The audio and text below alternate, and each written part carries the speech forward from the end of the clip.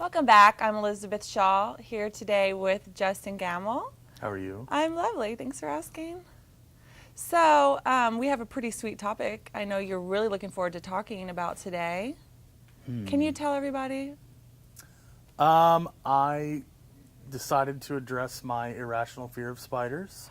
This is a big step for you, Justin. It's huge. And instead of just, the normal spiders of the devil rhetoric that I normally push out, I actually decided to do like a legitimate research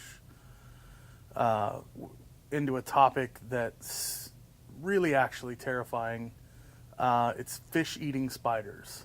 Holy cow. And apparently there are many, many different species of, it's not just like one spider that eats fish, there's a whole bunch of them.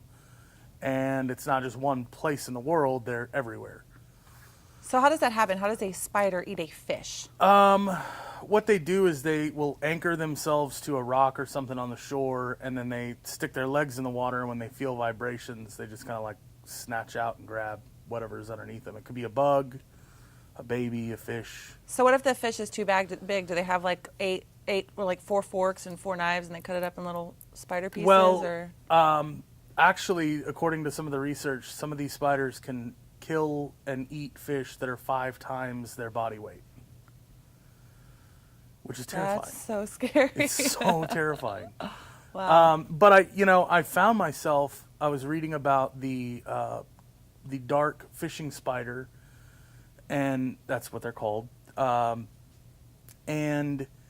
I really kind of identified with him because apparently not only is the mating ritual extremely complicated, like there's this whole like hour-and-a-half long foreplay ritual that involves a lot of abdomen wiggling and soft caresses. I mean, I identify with that because I personally have done some abdomen wiggling and soft caresses as part of a foreplay ritual. So For an hour and a half? it wasn't quite that long. In fact, really, all that really happened was I danced so hard to a Maroon 5 song that I got 20% taken off of our food bill. Wow. And then my date actually said that she had to take a phone call and disappeared like a Coors Light at a NASCAR race.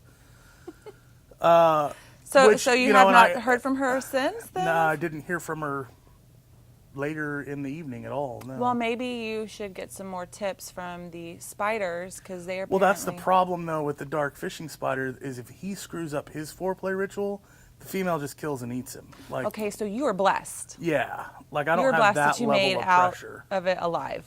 Pretty That was much. so dangerous. And the other crappy thing is that even if he makes it all the way through this hour and a half of abdomen wiggling and soft caresses, the act of mating actually kills him as well. So it's like a lose-lose. Either I get killed during foreplay or I get killed in the aftermath. Mangles up his spider parts.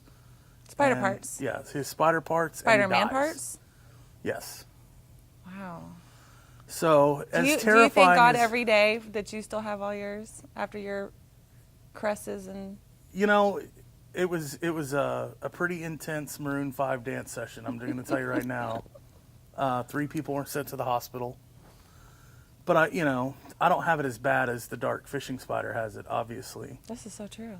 And, so I found, in trying to address my fear, I actually found myself relating with the spider. It's like, man, you got it rough, buddy. You're terrifying, but you got it rough.